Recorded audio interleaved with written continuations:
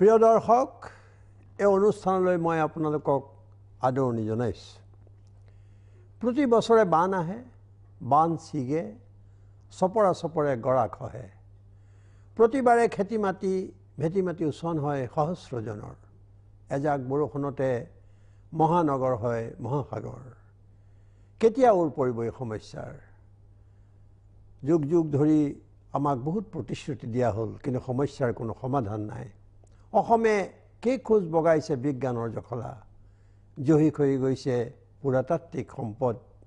এফালে বিদেশী বহিষ্কাৰ, আনফালে বিদেশী বৰপীয়া। এনে পৰিস্থিতিত তেওঁৰ দুই নাৱত দুই ভৰি। তেওঁ কি ভাবে, কি ক'ব, কি কৰিব? এগৰাকী অভিজ্ঞ ৰাজনীতিবিদ আৰু আঞ্চলিকতাবাদৰ ধ্বজা উৰুৱা এগৰাকী বিশিষ্ট ৰাজনীতিবিদ। সাক্ষাতৰ আজিৰ অতিথি চাৰিটাকৈ বিভাগৰ মন্ত্ৰী কেশৱ মহন্ত। মহন্ত ডাঙৰীয়া, আপোনাক এই অনুষ্ঠানলৈ আদৰণি জনাইছোঁ। ধন্যবাদ। আমাৰ বহু কথা আছে, কিন্তু এই মুহূৰ্তত আপুনিও যেতিয়া ইয়ালৈ আহিছে ষ্টুডিঅ'লৈ, নিশ্চয় পানীৰ মাজেৰে আহিবলগীয়া হৈছে। যিটো পৰিস্থিতি আজি হৈছে আমাৰ যোৰাবাটতে, এটা আমি কেতিয়াও নেদেখা দৃশ্য। গুৱাহাটীৰ কিছুমান ঠাইত আমি কেতিয়াও এনেধৰণে পানী দেখা নাছিলোঁ। বানপানীৰ কথা আছে, এতিয়া বাৰিষাৰ সময়, বানৰ বতৰ। গতিকে আমি আৰম্ভ কৰিব লাগিব এইবোৰ কথাৰে, উপায় নাই আমাৰ। ভয়াৱহ বান হয়তো এই পৰ্যন্ত আমাৰ হোৱা নাই। ভয়াৱহ ৰূপত আমি যিটো বানপানী দেখোঁ, সেই বানপানীটো এইবাৰ বৰাক উপত্যকাত হৈছে ভয়াৱহ বানটো। এইটো আমি আৰু কেইদিনমান আগতে ইয়াত সম্ভাৱনা আছে, আমাৰ ইয়াত আছে সেইটো হোৱাৰ। গতিকে বান গৰাখহনীয়াৰ বিষয়টোত জলসম্পদ মন্ত্ৰী হিচাপে আপুনি কি ক'ব? এই যে ধৰক এইবাৰ তাত হ'ল, বা আমি বিভিন্ন সময়ত এই সমস্যাটোক লৈ আমি অনবৰতে কৈ আছোঁ, আলোচনা কৰিছোঁ, দাবী জনাইছোঁ, কিন্তু ক'তা একেই আছে পৰিস্থিতি। আমি অসমত বানৰ কথা ভাবিলে আমাৰ চকুৰ আগত প্ৰথমতে আহে মহাবাহু ব্ৰহ্মপুত্ৰ। আৰু মহাবাহু ব্ৰহ্মপুত্ৰই দি যিখিনি পানী বৈ যায়, য'ত ইয়াৰ উৎস চীন দেশৰ পৰা, তিব্বতৰ পৰা ধৰি আমাৰ অৰুণাচলৰ মাজেদি অসমৰ প্ৰায় 600তকৈও অধিক কিলোমিটাৰ বৈ গৈ আকৌ বাংলাদেশ হৈ বংগোপসাগৰত পৰিছে। আনহাতে সিফালে বৰাক নদীয়ে বৰাক উপত্যকাৰ সোঁমাজেদি বৈ গৈ বৰাক উপত্যকাটো প্লাবিত কৰিছে। ইয়াৰ উপৰিও অসমত 121খন উপনৈ ট্ৰিবিউটাৰী, আৰু উপনৈবিলাকৰ চৰিত্ৰ বেলেগ বেলেগ। যিবিলাক ভূটান পাহাৰৰ পৰা বা অৰুণাচলৰ পৰা যিখিনি বৈ আহিছে, এইখিনি উত্তৰ পাৰৰ নদী, আৰু দক্ষিণ পাৰৰ যিসমূহ নদী, সেইখিনিৰো অলপ চৰিত্ৰ বেলেগ, বা মাটিৰ গুণাগুণবিলাকো ইয়াৰ বেলেগ। গতিকে ইয়াৰ মাজত অসমখন এটা কেওফালে পৰ্বত পাহাৰে বেৰি, ইয়াৰ যি সমতল ভূমিৰে বৈ যোৱা এই 121খন উপনৈ মহাবাহু ব্ৰহ্মপুত্ৰৰ বুকুৱেদি বৈ গৈছে। আনফালে বৰাক উপত্যকাটো ঠিক সেইধৰণে। গতিকে ইয়াত এই সমস্যাটো অসম বা বেলেগ ৰাজ্যৰ বা পৃথিৱীৰ অন্য নদীসমূহৰ তুলনা কৰিবলৈ গ'লে বানপানীৰ সমস্যাটো অসমৰ ক্ষেত্ৰত পৃথক। আমি বিভিন্ন বিশেষজ্ঞই যেতিয়া অধ্যয়ন কৰে, ইয়াৰ তুলনা কৰিব পৰা, সম্পূৰ্ণকৈ তুলনা কৰিব পৰা হয়তো ক'তো মিল নাই। আংশিকভাৱেহে ক'ৰবাত কিছুমান সম্পূৰ্ণ বেলেগ সমস্যা মিল হয়। আৰু আমাৰ নিচিনা য'ত যিখন নদী মানে একেবাৰে 22 কিলোমিটাৰলৈকে ক'ৰবাত বহল, সাগৰ সদৃশ, তেনেধৰণৰ বহল নৈ হয়তো ক'তো আজিলৈকে নাই। এই কথা বুজিলোঁ, কিন্তু এই সমস্যাটোৰ লগত আমি কি, তাৰমানে আমি আত্মসমৰ্পণ কৰিব নেকি? আত্মসমৰ্পণ চৰকাৰে নকৰে। এই সমস্যাটো বৃদ্ধি হৈছে 1950 চনৰ যিটো ডাঙৰ ভূমিকম্প হৈছিল, তাৰ পিছত এই বানপানীৰ সমস্যাটো সৃষ্টি হৈছে। আৰু বানপানী প্ৰতিৰোধৰ কথাটো ঠিক 1952 চনত আৰম্ভ কৰিছিল, যদি 54 চন মানৰ পৰা ইয়াৰ মাথাউৰি আদি মানে আৰম্ভ হৈছে। গতিকে এই যিটো ইয়াৰ মানে নেপথ্যৰ কথা বা বেকগ্ৰাউণ্ড এই বেকগ্ৰাউণ্ডটোলৈ চাই এই সুদীৰ্ঘ দিন ধৰি ইয়াৰ সৈতে আমি বিভিন্ন ধৰণে বিভিন্ন যুঁজ দি আছোঁ এতিয়া আমাৰ ইয়াত প্ৰায় মানে ৪,৪৪৪ কিলোমিটাৰ আমাৰ মাথাউৰি আছে এই মাথাউৰিসমূহ প্ৰায়খিনি সৰহসংখ্যকে আৰম্ভ হৈছিল ৫৪ৰ পৰা ৬০ৰ দশকৰ যিবিলাক ৬৪ সম্পূৰ্ণ পুৰণি হৈছে ইয়াৰ মাথাউৰিৰ আয়ুস বহুবিলাকৰ আয়ুস নাইকিয়া হৈছে আৰু আমি মাজে মাজে তাৰ বহু মাথাউৰিক আমি পুনৰ শক্তিশালী কৰিছোঁ আৰু মাথাউৰি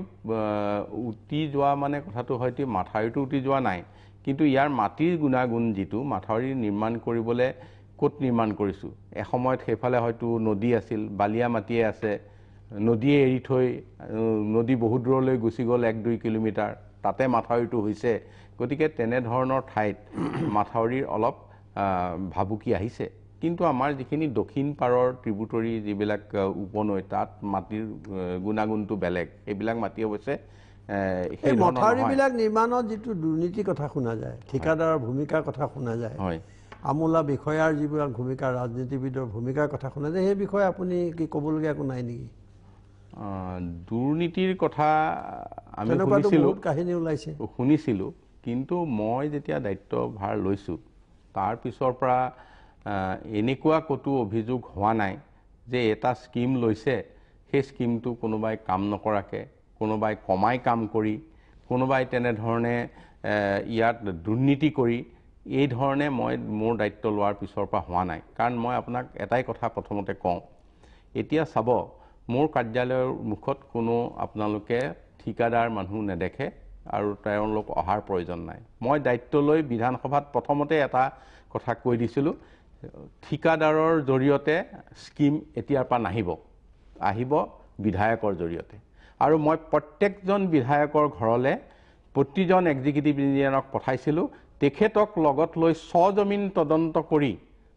য'ত যি প্ৰয়োজন সেই আঁচনিটো প্ৰস্তুত কৰি বিধায়কৰ চহীটো লৈহে সেই স্কিমটো আনিবলৈ দিছিলোঁ আৰু সেইকাৰণে সেই সময়তে আঁচনিসমূহ অদৰকাৰী ঠাইত আঁচনি হ'ব নোৱাৰা হ'ল বিধায়ক এজনে তেওঁৰ যিটো সমষ্টি সেই সমষ্টিটোত কোনটো আঁচনি খুব দৰকাৰ এই বছৰেই নকৰিলে নহয় সেইবিলাক চিহ্নিত হৈছিল তাৰ পৰা আপুনি ফল পাইছে নেকি তাৰ পৰা আমি ফল পাইছোঁ তাৰমানে আমি সেই ধৰণে গোটেইখিনি সংগ্ৰহ কৰাৰ পিছত আপোনাৰ মনত থাকিব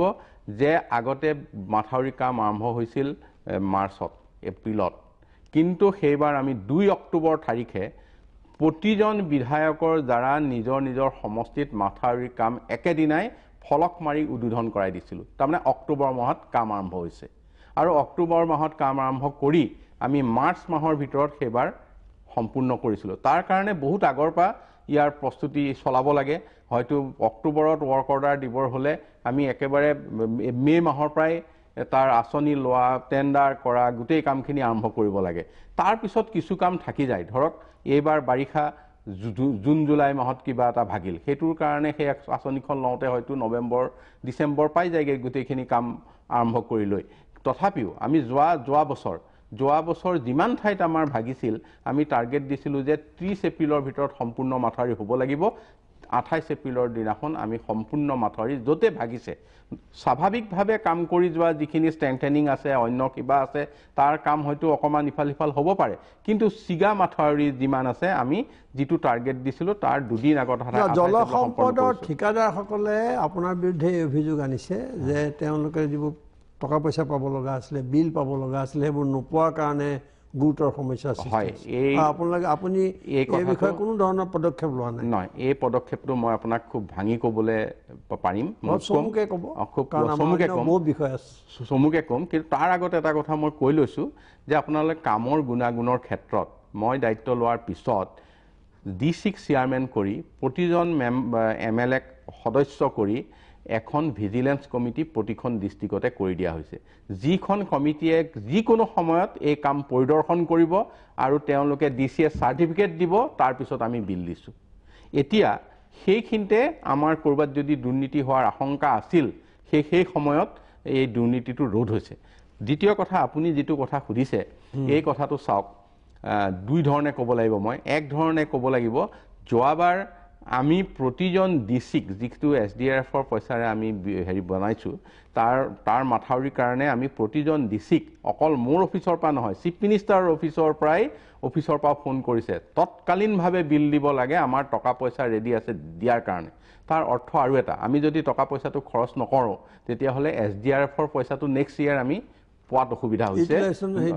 আমি দিব লাগিব গতিকে আমি খৰতকীয়াভাৱে এমাহ সময় দিছোঁ 100 কোটি টকা তেওঁলোকে পেমেণ্ট দিছে আৰু সেই বিষয়টো এনেকুৱা SDRFৰ যিটো পইচা সেইটোত আমি কেৱল এষ্টিমেটখন বনাই টেণ্ডাৰ কৰি দিওঁ এপ্ৰুভেল দিয়ে ৰেভিনিউ বিভাগে পেমেণ্ট কৰেও ৰেভিনিউ বিভাগে ডিচিৰ জৰিয়তে সেইখিনিত মোৰ পেমেণ্ট আৰু হেৰিত মোৰ হাত নাই মোৰ এক্সিকিউশ্যনটোতহে হাত আছে মোৰ আমাৰ যিটো হলো মন্ত্ৰী হিচাপে ডিপাৰ্টমেণ্ট নাই হ'লেও দায়িত্ব মই যদিও দায়িত্ব চৰকাৰ হিচাপে আমি গোটেইখিনি দায়িত্বই পালন কৰিছোঁ আপুনি যিটো কথা কৈছে সেইটো সঁচা কথা সেই কথাটো মই আপোনাক ব্যাখ্যা দিব লাগিব আগৰ চৰকাৰৰ দিনত 1200 কোটি টকাৰ FMP কিছু প্ৰজেক্ট লোৱা হৈছিল ফ্লাড মেনেজমেণ্ট প্ৰজেক্ট এই FMP যেতিয়া বৰ্তমানৰ চৰকাৰখন আহিল সেইটো প্ৰজেক্ট উঠি গ'ল উঠি যোৱাৰ পিছত আমাৰ সেই সময়ত যিখিনি টকা ষ্টেট গভৰ্ণমেণ্টৰ পৰা শ্বেয়াৰ দিব লাগে আমি প্ৰায় 90% দি আদায় কৰিছোঁ আৰু চেণ্ট্ৰেল শ্বেয়াৰ যিটো আছিল চেণ্ট্ৰেল শ্বেয়াৰৰ কথাটো এই পইচাটো আমি যেনেকৈ পাব লাগে তেনেকৈ পোৱা নাই কিন্তু যোৱা বছৰ মাননীয় মুখ্যমন্ত্ৰী ডাঙৰীয়াও আৰু আমিও খুব লগাৰ পিছত এতিয়া তাৰ 149 কোটি টকা ইতিমধ্যে আহিছে আমি দিব পৰা হৈছোঁ আৰু এইখিনি ইউটিলাইজেশ্যন দিলে বাকি টকা দিয়াৰো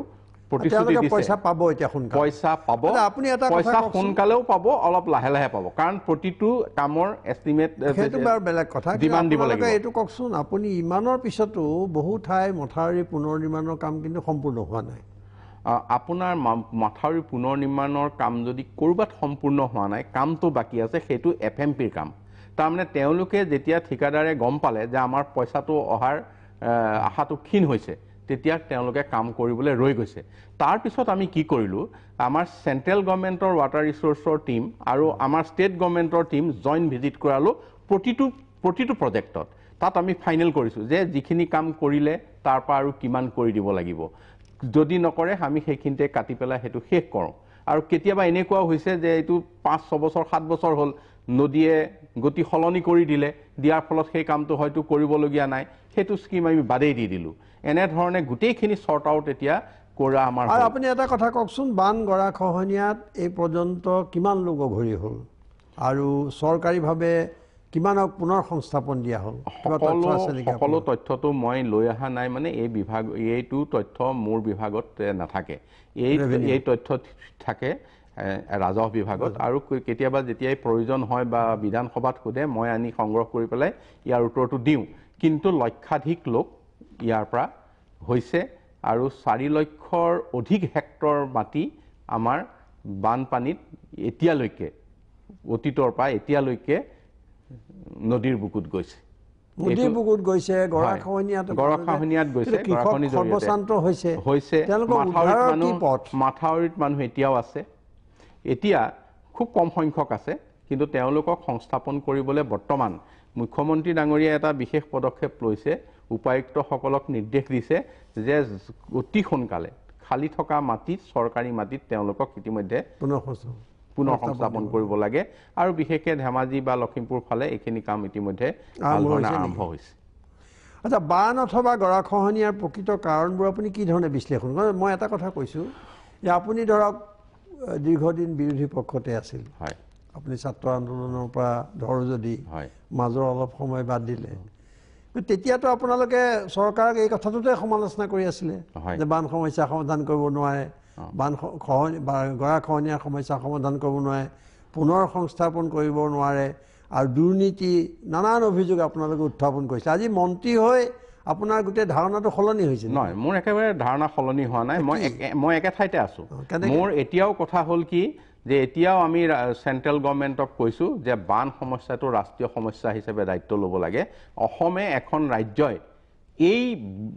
যিটো আন্তৰ্জাতিক পানীটো আমাৰ নহয় চব ফালৰ পৰা আহিছে নহয় এই সমস্যাটো আমি এখন ৰাজ্যই সমাধান কৰিব নোৱাৰো এইটো নেশ্যনে সমাধান কৰিব লাগিব যোৱাবাৰ যেতিয়া মাননীয়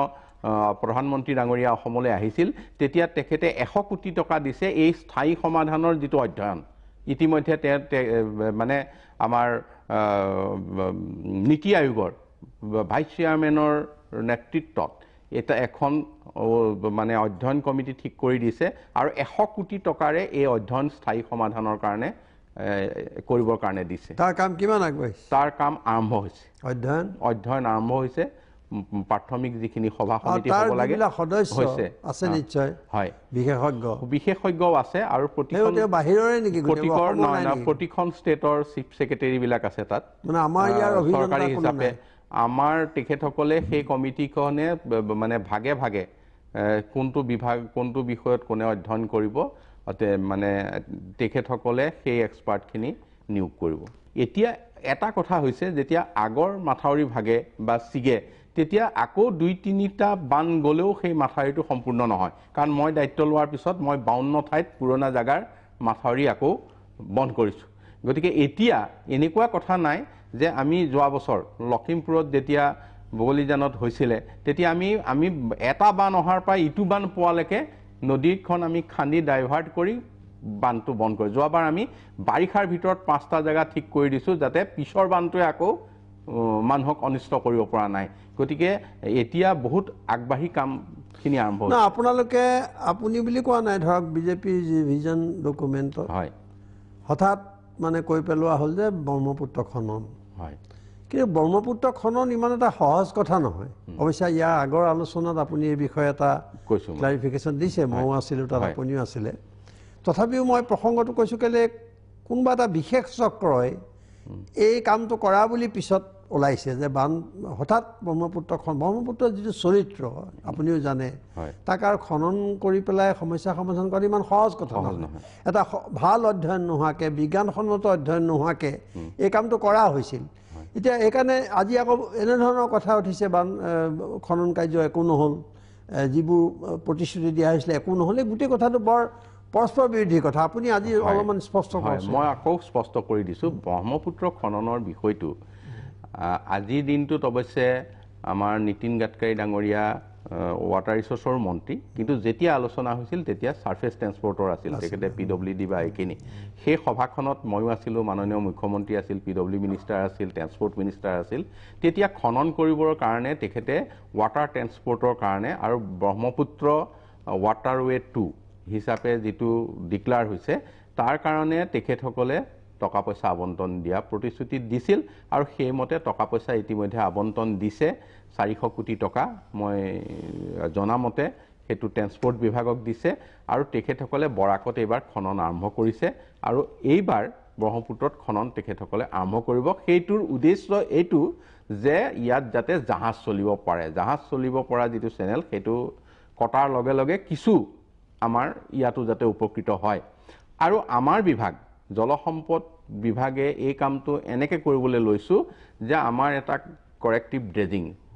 নদীখন শুদ্ধ পথে বৱাই নিবৰ কাৰণে সেইটো সম্ভৱ নেকি না না এটো সম্ভৱটো মই অকমান ব্যাখ্যা দিলে আপুনি গম পাব এটো সম্ভৱটো এনেকুৱা আমি এখন ড্ৰেজাৰ কিনিবলৈ ইতিমধ্যে দুবাৰ টেন্ডাৰ কৰিলো ড্ৰেজাৰৰ আমি টেন্ডাৰৰ তেনেকে ড্ৰেজাৰ পোৱা নাই নপোৱাৰ পিছত এতিয়া গ্লোবেল টেন্ডাৰ কৰিবলৈ আমি পাৰমিশন ললো এতিয়া গ্লোবেল টেন্ডাৰ হেৰি কৰিছো আমাৰ উদ্দেশ্যটো হৈছে কি আজি গৰাখহনীয়া হৈ আছে কিয় হৈছে যে হিফালে ডাঙৰকে চৰ পৰি আহিছে গতিকে এইটো পাৰ খহাই লৈ গৈ আছে আমি নদীখন মূল খুঁটিটোলে ঠেলি লৈ যাবলৈ যেটো খনন কৰিব লাগে সেইখিনি খনি মূল খুঁটিটোলে লৈ যোৱাৰ লগে লগে ব্ৰহ্মপুত্ৰটো বিভিন্ন ঠাইত নিজৰ হেৰি খলনি কৰি আজি কলৈ যাব কাইলে কলৈ যাব য'ত যেতিয়া প্ৰয়োজন হয় তেতিয়া মূল খুঁটিটোলে এতিয়া মৰিগাঁৱৰ ক্ষেত্ৰত যেটো মানে ভয়ানক আজি মই মোৰ কাৰ্যকালতে তাত 4 কিলোমিটাৰ মান খহাই লৈ আহিলে মাথাউৰি ইটো দিও হেতু পাইহি আকৌ এটা দিলে হেতুৰ ওচৰ পাই গতিকে তাত আমি প্ৰটেকচন ওয়াৰ্ক কৰি থাকোতেও আমি ঠিক কৰিব পৰা নাই কাৰণ মূল খুঁটিটো বেলেগ ফালে আছে আনফালে এটা খুঁটি আহি আমাক এখিনি কৰিছে গতিকে আমাৰ খনন কথাটো এইটো ইয়াৰ উপৰিও এটা কথা মানে খনন হ'ব এইটো মানে শুদ্ধভাৱে মূল চেনেলটো নিবলে আগতে যত লাগে নহব বুলি কৈছিলে পাৰ্থক্যটো কোন না মই নহব বুলি কোৱা নাই মই কৈছো যে মানে প্ৰস্তুতি চলোৱা হৈছিল তাত নাই ভুল আছিল সেই কথাটো আপোনাক মই এতিয়া কৈ যাওঁ সেইটো যিসকলে এই কামটো কৰিছিলে তেওঁলোকে কৰিছে নেকি এতিয়া হয় হয় শুনক এতিয়া এইটো এটা বিষয় তিনিটা বিষয় এইটো মই এবাৰ ক'লো খননটো ইটোৰ মানে ট্ৰান্সপৰ্টৰ কাৰণে ৱাটাৰ ট্ৰান্সপৰ্টৰ কাৰণে দ্বিতীয় কথাটো আমি নদীখন শুদ্ধভাৱে মানে মূল সুতিত লৈ যাবৰ কাৰণে তৃতীয় কথাটো হ'ল কি যেতিয়া নীতিন গাডকাৰী ডাঙৰীয়াৰ লগত আলোচনা হৈছিল তেখেতে ক'লে যে মই মাথাউৰি কাম অহাকে দুফালে দুটা ৰাস্তা বনোৱাৰ কাৰণে আপোনালোকক মানে মানে যিটো এক্সপ্ৰেছ হাইৱেৰ কথা কৈ আছিল সেইটো আমি কৰিব পাৰোঁ যদি আপোনালোকে এইখিনি কৰে তেতিয়া আমি যোৱা 16 চনৰ বোধ কৰোঁ 24 ডিচেম্বৰ তাৰিখে আমি ছাৰ্ভে কৰিবলৈ ঠিক কৰিলোঁ আৰু ছাৰ্ভেৰ বেঞ্চমাৰ্কটো আমি উদ্বোধন কৰিলোঁ ডিব্ৰুগড়ত মাননীয় মুখ্যমন্ত্ৰীয়ে আৰু তাৰ ভিতৰত আমি গোটেই ছাৰ্ভে কৰি 17 চনৰ 29 ডিচেম্বৰ তাৰিখে ৰাজহুৱাভাৱে গোটেই ছাৰ্ভে ৰিপৰ্টটো আমাৰ মুখ্যমন্ত্ৰীৰ জৰিয়তে নীতিন গাডকাৰী ডাঙৰীয়াক আমি দিলোঁ আৰু এতিয়া চেণ্ট্ৰেল গভৰ্ণমেণ্টে সেইটো অধ্যয়ন কৰি ডিপিআৰ বনাবলৈ তেওঁলোকে আমাক কৈছে কিন্তু কিমান দূৰ আগবাঢ়িব নেবাঢ়িব মই আজি এই কথাটো মোৰ হাতত নাই মই কৈ দিব নোৱাৰোঁ কিন্তু এই যিবিলাক কথাটো আমাক কোৱাৰ লগে লগে আমি ক'তো বহি থকা নাই আমাৰ দায়িত্বটো আমি তৎকালীনভাৱে সম্পূৰ্ণ কৰিছোঁ আৰু তৎকালীনভাৱে সম্পূৰ্ণ কৰি এবছৰৰ ভিতৰত 16টা ক্ৰছ হেৰিত আমি ক্ৰছ ছেকশ্যনত গোটেই ব্ৰহ্মপুত্ৰখন আমি একদম বিতংভাৱে ষ্টাডি কৰি তাৰ মেপ কথা বতৰা সকলোখিনি আমি চেণ্ট্ৰেল গভৰ্ণমেণ্টক দিছোঁ এইখিনিত আমাৰ প্ৰতি ডিভিজন আছে আৰু গোটেইখিনি এইখিনি টেকনিকেল কথা যিখিনি আজি অত্যাধুনিক যিখিনি প্ৰযুক্তিৰ দ্বাৰা এইটো তাৰ গোটেই বিষয়টো অধ্যয়ন কৰা হৈছে আৰু সেই অধ্যয়ন কৰি তাৰ গোটেই যিখিনি নদীৰ গতি পথ ক'ত ঠেক বহল ক'ত বেছি গভীৰ সকলোখিনি দিয়া হৈছে যে সেইখন চাই যাতে ভৱিষ্যতে ডিপিআৰ বনাব পাৰে ডিটেইলছ মানে প্ৰজেক্ট ৰিপৰ্ট বনাব পাৰে গতিকে এইখিনি দায়িত্ব তৎকালীনভাৱে আমাক দায়িত্ব দিয়াৰ এবছৰৰ ভিতৰত আমি চেণ্ট্ৰেল গভৰ্ণমেণ্টক ইতিমধ্যে সমজি দিছোঁ আৰু পিছৰখিনি দায়িত্ব তেখেতসকলে নিশ্চয় আগবাঢ়িব বুলি আমি আশা কৰিব পাৰোঁ সেইটো 3 নম্বৰ কথা খুব মেথডিকেলি সাইন্টিফিক্যালি বস্তুটো আগবাঢ়িছে বুলি আপুনি কনভিন্স সাইন্টিফিক্যালি মানে চাওক মই যেতিয়া দায়িত্ব লৈছিলোঁ যোৱাবাৰ মে মাহৰ বোধ কৰোঁ 24 তাৰিখে আমাৰ 16 চনত দায়িত্ব লৈছিলোঁ জুলাই মাহত মই ইয়াত এখন দেশ বিদেশ আৰু সকলোৰে এক্সপাৰ্ট আনি কমিটি কৰিছিলোঁ আৰু কমিটিত 3টা দায়িত্ব দিয়া হৈছিল এটা হৈছিল ব্ৰহ্মপুত্ৰখনৰ ওপৰত ষ্টাডি কৰিবলৈ দ্বিতীয়টো হৈছিল মাজুলী প্ৰটেকশ্যনৰ কাৰণে যেহেতু বৃহৎ এটা নদীদ্বীপ আৰু ৱৰ্ল্ড হেৰিটেজ হিচাপে আমি বিচাৰি আছোঁ ইয়াক প্ৰটেক্ট কেনেকৈ কৰিম তৃতীয়টো হৈছিল আমি মৰি থকা দীঘলীয়া নৈ এখন আছে 200 কিলোমিটাৰৰ ওপৰ সেই হৈছে কলং পুনৰ প্ৰবাহিত কৰিবলৈ এই 3খন এক্সপাৰ্ট কমিটি কৰি দিয়া হৈছিল 3খন এক্সপাৰ্ট কমিটিয়ে যিখিনি ৰিপৰ্ট দিলে তাৰ ভিত্তিত আমি এতিয়া কামবিলাকৰ ক্ষেত্ৰত আমি আগবাঢ়ো বা আমাৰ টিএসি কমিটিয়েও সেই ৰিপৰ্টটো চাই পেলাই য'ত কি কৰিব লাগে কৰে আৰু কলঙৰ ক্ষেত্ৰত আমি কিছু আগবাঢ়িছোঁ তাত অলপ কাম বন ইতিমধ্যে আৰম্ভ হৈছে আমি আশা কৰিম যে কলঙৰ মুখত আমি নিয়ন্ত্ৰিতভাৱে কলংখন খুলিব পাৰিম মাজুলী যেতিয়া আমি মাজুলী কথালৈ আহিম মহন্তৰায়া আমি এইখিনিতে খন্তেক বিৰতি লৈ ল'ম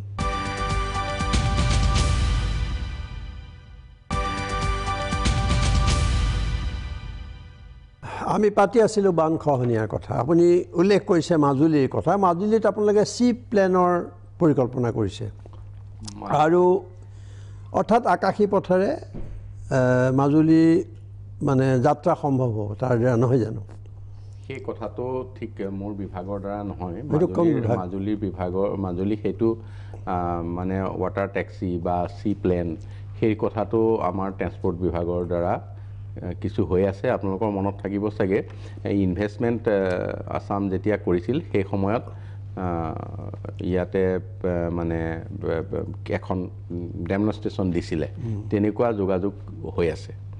আৰু আমাৰ বিভাগৰ ক্ষেত্ৰত মাজুলীখন প্ৰটেক্ট কৰিবৰ কাৰণে আহিম কিন্তু মাজুলী ধৰক পৰ্যটক বা মন্ত্ৰীয়ামূলাৰ বাবে এই চি প্লেনে সুবিধা কৰি দিলেও সাধাৰণ লোকে আপুনি কি ভাবে ব্যক্তিগত ঢুকি পাবনে এতিয়া সিদিনাখন 4খন নতুন জাহাজ মাননীয় মুখ্যমন্ত্ৰী ডাঙৰীয়াই উদ্বোধন কৰিছে মাজুলীলৈ খুব ভাল ধৰণে যাব পৰাকৈ এই ইতিমধ্যে অহা যোৱা আৰম্ভ হ'ল যোৱা আজি প্ৰায় 15-20 দিন আগত সাধাৰণ মানুহে ঢুকি পোৱা মানে 15 আগষ্টৰ আগত 9 আগষ্টত গতিকে সকলো যাত্ৰীৰ কাৰণে এতিয়া এইখিনিয়ে যথেষ্ট সুবিধা কৰিব ইয়াৰ উপৰিও এখন দলঙৰ ইতিমধ্যে ডিপিআৰ প্ৰস্তুত হৈ আছে হয় না এইটোৱে কোৱা হৈছিলে যে বহুতে কয় যে মাজুলীক বান্ধেৰে সুৰক্ষিত কৰা আৰু বৃহৎ প্ৰকল্পৰ এখন দলঙৰ প্ৰয়োজনৰ কথা কয় বহুতে তাৰ দলঙক লৈ কথা অন্য আছে বাৰু মাজুলীৰ যি সৌন্দৰ্য মাজুলীৰ যি ঐতিহ্য মাটিকালি 1260 বৰ্গ কিলোমিটাৰ আছিল এতিয়া আছেগৈ 640 কিলোমিটাৰ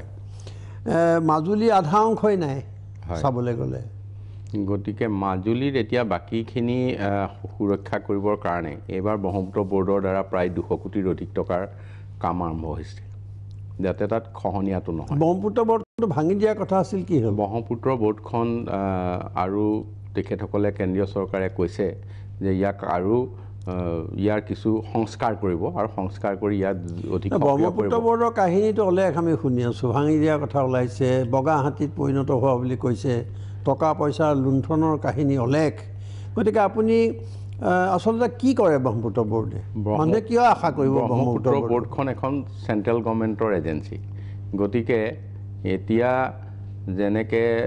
অন্যান্য ৰাষ্ট্ৰীয় ঘাইপথৰ কাম হয়তো কোনোবা চেণ্ট্ৰেল এজেঞ্চিয়ে কৰি আছে ইয়াতো মানে ব্ৰহ্মপুত্ৰখন যিহেতু কেইবাখন ৰাজ্যৰ বা আন্তঃৰাজ্য এখন নদী আন্তঃৰাষ্ট্ৰীয় গতিকে ইয়াত সেইকাৰণে আটাইকেইখন ৰাজ্যৰ সকলো কথা সমাধান হোৱাকৈ সেইকাৰণে অকল আমাৰ ৰাজ্য চৰকাৰৰ বিষয়টো নহয় তেওঁলোকে কেন্দ্ৰীয় চৰকাৰে এই পদক্ষেপ লোৱাটো খুব চৰকাৰটো প্ৰধান ভূমিকা হয় এই পদক্ষেপটো খুব ভাল পদক্ষেপ আছিল কিন্তু ইয়াক যি উদ্দেশ্যে কৰা হৈছিল সেই উদ্দেশ্য এতিয়া যিকোনো কাৰণত সাধন হোৱা নাই গতিকে আমাৰ চৰকাৰৰ তৰফৰ পৰা মুখ্যমন্ত্ৰী ডাঙৰীয়াই পৰামৰ্শ দিছে যে ইয়াক সংস্কাৰ কৰিব লাগে আৰু অধিক কৰিব লাগে ঠিক আছে কেতিয়া হ'ব কিবা হৈছে নেকি তেনেধৰণৰ প্ৰক্ৰিয়াত আছে বুলি তেখেতসকলে আমাক ইয়াত কৈ গৈছে কিন্তু আমি এতিয়ালৈকে তাৰ বিশেষ জানিব পৰা নাই আচ্ছা মাজুলীত জলসম্পদ বিভাগৰ কাম কাজ কেনে চলিছে বা আপোনাৰ বিভাগলৈকে আহিলোঁ এতিয়া হয় মাজুলীত জলসম্পদ বিভাগৰ কাম মই দায়িত্ব লোৱাৰ পিছৰ পৰা সম্পূৰ্ণৰূপে হৈছে আৰু মই এবাৰ জানে মই বিহুৰ দিনাখনেই মাজুলীৰ চব মাথাউৰি খোজকাঢ়ি ঘূৰিছোঁ আৰু তাৰপিছত যাতে সেইকাৰণেই গৈছিলোঁ যাতে মাজুলীত পানী আহিলে যাতে সমস্যা নহয় মই 15 এপ্ৰিলৰ দিনা গৈছোঁ বিহুতে আৰু যিকণ বাকী আছিল 28 এপ্ৰিললৈ সেইকাৰণে সেইখিনি সম্পূৰ্ণ হৈছে গতিকে মাজুলীৰ কাহিনীটো আপুনি আগতে শুনা কাহিনী হয়তো হৈ আছে আৰু মাজুলীৰ কথা যদি ক'বলৈ গ'লে মাজুলীৰ কথাটো লৈ আমাৰ মাজুলীৰ এজন উদীয়মান যুৱক মনোজ বৰাই এই গোটেই হাইকোৰ্টত এটা কেছ কৰিছিল PIL আৰু তাৰ দ্বাৰা হাইকোৰ্টৰ টীম গৈ তাত চাইছিল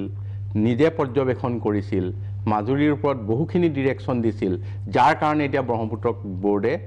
মানে কোৰ্টৰ নিৰ্দেশতো কাম কৰিবলৈ বাধ্য হৈছে আৰু এতিয়া সেইটো আগৰ চৰকাৰৰ দিনৰ আছিল আমাৰ চৰকাৰৰ দিনত কেছটো অৱশ্যে এতিয়া নাই কেছ শেষ হৈছে গতিকে এই মনোজ বৰা যিজন তাৰ উদীয়মান যুৱকে কেছ কৰিছিল PIL সেইটোৰ দ্বাৰা মাজুলীৰ কামৰ ক্ষেত্ৰত যথেষ্ট আমি কোৰ্টৰ পৰা ডিৰেকশ্যন পাইছোঁ আমাৰ বিভাগ বিশেষকৈ নহয় এইটো ব্ৰহ্মপুত্ৰ বৰ্ডত আৰু তাৰ কাৰণে বহুখিনি আমি উপকৃত হৈছোঁ আচ্ছা মহন্ত এটা মই কথা মনলৈ আহিছে ধৰক বান সমস্যাটোৰ কথা এটা বহুত ডাঙৰ সমস্যা এটা বিশাল সমস্যা ইয়াৰ অন্ত নাই কথা শেষ কৰিব নোৱাৰি কিন্তু গৰাখহনীয়াক যদি আমি ব্ৰহ্মপুত্ৰৰ পৰা পৃথক কৰি লওঁ হয় তেতিয়াহ'লে গৰাখহনীয়া সন্দৰ্ভত আমাৰ ইয়াত দেখিছোঁ যে বহু বিশেষজ্ঞই কাম কৰি আছে বহুতে লেখা মেলা কৰিছে অধ্যয়ন কৰিছে এই লোকেল এখন স্থানীয়ভাৱে এখন আপুনি বিশেষজ্ঞ কমিটি এখন কৰি ল'ব নোৱাৰে নেকি স্থানীয়ভাৱে এখন বিশেষজ্ঞ কমিটি মই যে অকল খহনীয়াক লৈ মথাউৰিক লৈ গোটেইখিনি কথা লৈ পেলাই আমি মথাউৰি গৰাখহনীয়াক লৈ মই বানপানীটো আঁতৰাই ল'লোঁ এইটোক লৈ পেলাই আমি এখন কমিটি কৰিব স্থানীয়ভাৱে নোৱাৰোঁ নেকি নিশ্চয় আমাৰ ইয়াতো ডাঙৰ ডাঙৰ বিশেষজ্ঞ আছে যদিও কেন্দ্ৰীয় চৰকাৰে বিভিন্ন সময়ত অৱজ্ঞা কৰে অৱহেলা কৰে নিশ্চয় পাৰোঁ আৰু আপোনাৰ পৰামৰ্শটো মই গ্ৰহণ কৰিছোঁ ইয়াৰ আগতে এজ এ হোল আছিল আমি যিখন এক্সপাৰ্ট কমিটি দিছিলোঁ সেইখন গোটেই ব্ৰহ্মপুত্ৰখন লৈ অধ্যয়ন কৰিছিল আমি যদি আকৌ তাৰ পৰা যদি বিশেষভাৱে আকৌ গৰাখহনীয়াটোৰ ওপৰত আমি কাৰোবাক দায়িত্ব দিওঁ মাথাউৰিবিলাক কেনেধৰণে আমি এতিয়া থকা মাথাউৰিবিলাক কেনেধৰণে আমি আগবঢ়াই নিব লাগে সেইখিনি দিওঁ তেতিয়াহ'লে ইয়াত আৰু এটা বিশেষ ফল আমি পাম গতিকে আপোনাৰ পৰামৰ্শটো মই গ্ৰহণ কৰিছোঁ ধন্যবাদ এতিয়া ধৰক আপুনি বিজ্ঞান প্ৰযুক্তি মন্ত্ৰী 4টা বিভাগ আপোনাৰ জলসম্পদ বিজ্ঞান লাইব্ৰেৰী আৰু পুৰাতত্ত্ব হয় 4টা নহয় জানো আৰু ইনফৰমেশ্যন টেকন'লজি বিজ্ঞান প্ৰযুক্তি মন্ত্ৰী হিচাপে আপুনি অসমতো সাংঘাতিক পৰিস্থিতি গোটেই বিজ্ঞানৰ বিৰুদ্ধে কাম কাজ বহুত ঘটিছে বিজ্ঞান বিৰোধী মানসিকতা আমি চাৰিওফালে দেখা পাইছোঁ সেইবিলাকতো আছে আমাৰ সামাজিক সমস্যা কিন্তু আপুনি নিজে কাম কাজ কেনেধৰণে আৰম্ভ কৰিছে বা কিমান আপুনি আগবাঢ়িব পাৰিছোঁ বুলি ভাবে বিজ্ঞান প্ৰযুক্তিৰ ক্ষেত্ৰত আমি বিজ্ঞানক অধিক জনপ্ৰিয় কৰি তুলিবলৈ আৰু আগ্ৰহী কৰি তুলিবলৈ ইতিমধ্যে কিছুমান পদক্ষেপ আমি গ্ৰহণ কৰিছোঁ আমাৰ প্ৰত্যেকটো ব্লকত এটাকৈ আৰ্যভট্ট কেন্দ্ৰ আছে আৰু তাত আমি তাৰ দ্বাৰা আমি স্থানীয় স্কুলবিলাকৰ যিখিনি বিজ্ঞানক জনপ্ৰিয় কৰা ব্যৱস্থা তাৰ ওপৰত আমি তেওঁলোকৰ শিকোৱা প্ৰতিযোগিতা কৰা সেইখিনি আহি আকৌ জিলা পৰ্যায়ৰ পিছত আকৌ ৰাজ্যিক পৰ্যায়ত পিছত আকৌ নেশ্যনেল যিখন ছায়েন্স কংগ্ৰেছ হয় প্ৰতি বছৰে তালৈ ইয়াৰ পৰা প্ৰতি বছৰে আমি শিশু বিজ্ঞানী যথেষ্টখিনি পঠাবলৈ সক্ষম হৈছোঁ আৰু যোৱাবাৰ এটা ভাল খবৰ পাব আগৰ এই শিশু বিজ্ঞানীসকল ৰেলত যায় যোৱাবাৰ মুখ্যমন্ত্ৰীয়ে আমাক ক'লে নহয় এইবাৰ শিশু বিজ্ঞানীসকল উৰাজাহাজত নিব লাগিব উৰাজাহাজত আনিব লাগিব আৰু তেওঁলোকক আমি এটা ভাল মৰ্যাদাৰে ইয়াক আগ্ৰহী কৰি তুলিব লাগিব যোৱাবাৰ আমি সেই ধৰণে আগবাঢ়িছোঁ তাৰ বাদে আৰু আমি কেইটামান কাম কৰিছোঁ যে প্ৰতিখন জিলাত হেডকোৱাৰ্টাৰত এটা মানে জিলা বিজ্ঞান কেন্দ্ৰ এইটো প্ৰতিষ্ঠা কৰিছোঁ নাই কোনো জিলাতে জিলা বিজ্ঞান কেন্দ্ৰ নাই আগতে অসমত দুঠাইত দুটা প্লেনেটৰিয়াম আছিল এটা গুৱাহাটীত এটা যোৰহাটত মই দায়িত্ব লোৱাৰ আগলৈকে তিনিটা আৰম্ভ হৈছিল এটা নলবাৰীত এটা কোকৰাঝাৰত আৰু এটা লখিমপুৰত সেইখিনি কাম সম্পূৰ্ণৰ পথত আৰু এতিয়া আমি কৰিছোঁ কি যে প্ৰতিখন জিলাৰ পৰা আমি মাটি বিচাৰিছোঁ আৰু তেওঁলোকৰ তাত এতিয়া এখন ডিষ্ট্ৰিক্ট ছায়েন্স চেণ্টাৰ তাত কেইখনমান জিলাত প্লেনেটৰিয়ামো অন্তৰ্ভুক্ত হৈছে আৰু বাকী কেইখনমানত পৰৱৰ্তী সময়ত প্লেনেটৰিয়াম অন্তৰ্ভুক্ত হ'ব যদিও আমি ড্ৰয়িং এষ্টিমেটত সেই জায়গাটো আমি ৰাখি পেলাই কাম কৰিছোঁ তাত সৰু অডিটৰিয়াম থাকিব ছায়েন্স এক্টিভিটি থাকিব যিটো আমাৰ খানাপাৰাত ধন হৈছে ধাৰ্য ইতিমধ্যে আমি 72 কোটি টকাৰ এডমিনিষ্ট্ৰেটিভ এপ্ৰুভেল পাইছোঁ আৰু যিটো আমাৰ খানাপাৰাত থকা ৰিজনেল ছায়েন্স চেণ্টাৰ সেইটোৰ আৰ্হিত কৰা হৈছে মানে সেইটোৰ সমান আমি কৰিব নোৱাৰিম কিন্তু সেইটোৰ আৰ্হিত কৰিছোঁ আমি দ্বিতীয় কথা যে এখন বিজ্ঞান নগৰী ভাৰতবৰ্ষত যিমান বিজ্ঞান নগৰী আছে তাতকৈ লেটেষ্ট তাৰ কাৰণে ড্ৰয়িং এষ্টিমেট সকলো হৈছে